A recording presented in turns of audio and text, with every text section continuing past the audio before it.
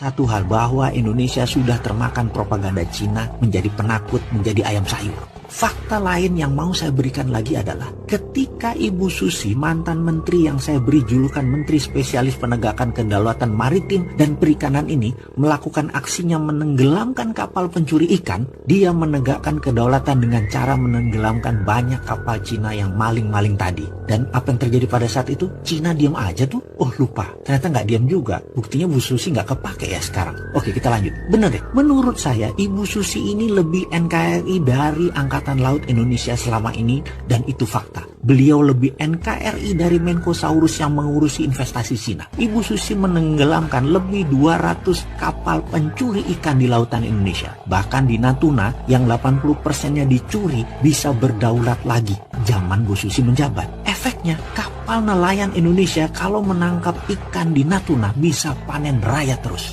Ada fakta lain lagi. Bu Susi pernah mendapatkan pujian dari banyak negara karena tidak ada satupun angkatan laut di dunia ini yang pernah dan berani menenggelamkan kapal Cina lebih dari 100 buah. Dan Bu Susi sudah melakukannya. Itu dulu. Kalau sekarang Coast Guard Cina kawal nelayan Cina yang katanya mengejar ikan Cina dari zona ekonomi Cina menuju wilayah zona ekonomi Indonesia. Jadi bukan mencuri ikan, dia ngejar ikannya yang ngabur. Oke, kita tanya terbalik deh. Kalau ikannya kita kejar sampai zona ekonomi Cina, masalahkah? Apa nggak nelayan kita dibom sama pasukan angkatan laut Cina? Lah kok dikasih masuk di sisi baliknya wilayah Indonesia oleh Cina? Emang kita takut? Takut apa, Pak? Oh iya, katanya dalam sidang kabinet waktu dulu itu, perilaku Bu Susi mendapatkan banyak kritikan dari negara Cina, kata seorang pejabat yang sering membela kepentingan Cina Tiongkok di Indonesia. Lalu dia menyarankan dari saat itu hingga saat ini untuk Laut Cina Selatan untuk dibiarkan, berikan saja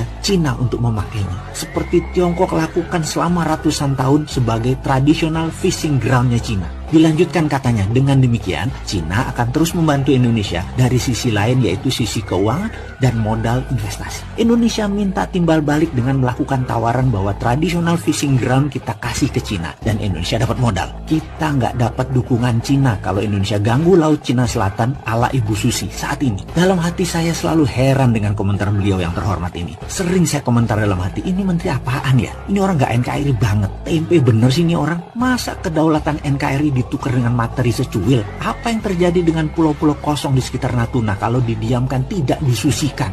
Yang sebentar lagi isinya nelayan Cina, lalu jadi Spratly jilid 2. Lalu lepas seperti si Padan dan Ligitan. Ngasih Cina traditional fishing ground, langkai dulu mayat pejuang NKRI, Bung. Begini Komandan, di sekitar Natuna ribuan tahun juga sudah jadi traditional fishing ground bangsa Indonesia. Geblek aja dikasih Cina. Cina kasih duit memang selesai masalah. Duit Cina harus dibalikin kan? Sementara Natunanya hilang. Oke, sekali lagi, saya ini bukan pengkritik tanpa solusi. Saya minta video ini berkenan untuk diviralkan. Kita selesaikan once and for all masalah Cina, Natuna, dan Laut Cina Selatan. Mulai sekarang, di seluruh buku pelajaran nasional, ganti nama Laut Cina Selatan menjadi Laut Natuna Utara. Itu traditional fishing groundnya bangsa Indonesia. Saya minta Menteri Luar Negeri melobi PBB, melobi Mahkamah Internasional, bahwa kami, bangsa Indonesia, dengan ini menyatakan wilayah utara kami bernama Laut Natuna Utara. Ini adalah branding yang mencabut akar masalah dengan pemahaman Laut Cina Selatan punya Cina. Nanti dulu, di sisi utara Indonesia, ini brand baru nasional.